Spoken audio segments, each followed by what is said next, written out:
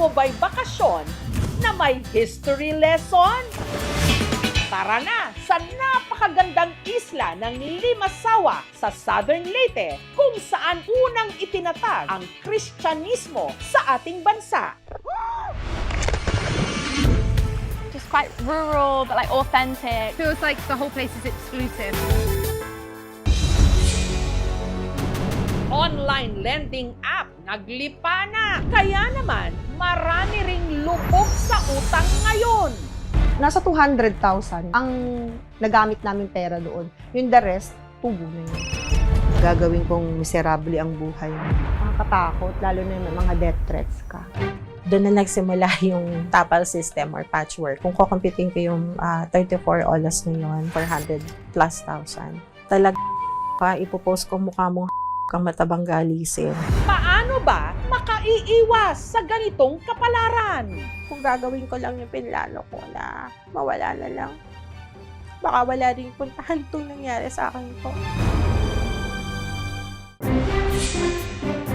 Batang Cebuano, kinagigiliwan online dahil sa pagiging spokening dollars. You never know what the world gives us next. I learned my English accent from YouTube, especially from a lot of kids' videos back then. When he was young, binibilhan ko siya ng mga encyclopedias. I didn't think that ma-memorize niya yun kagad. Pero maituturing na bang henyo si Simeon? Actually, Simeon scored as someone who is Thank you, Sel.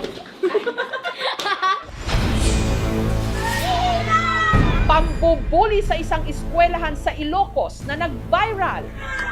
Bakit ginawa pang content? Maraming nagsabi sa akin, masakit ng ulo ko tsaka tiyan ko.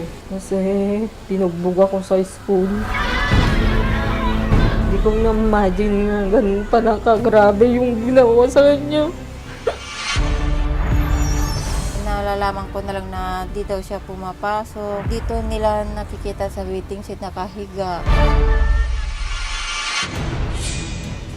Mga dating marino na di umano nag-deliver ng male-maletang pera sa mga politiko at iba pang personalidad. Lumantad.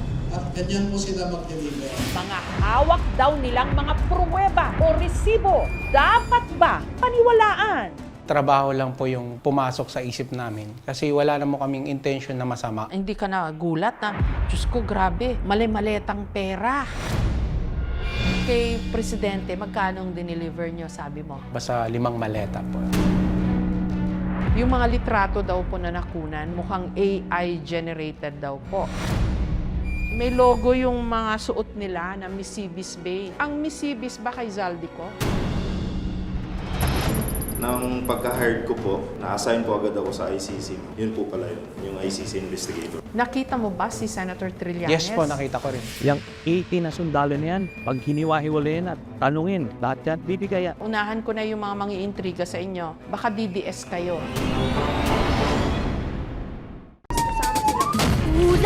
What was that?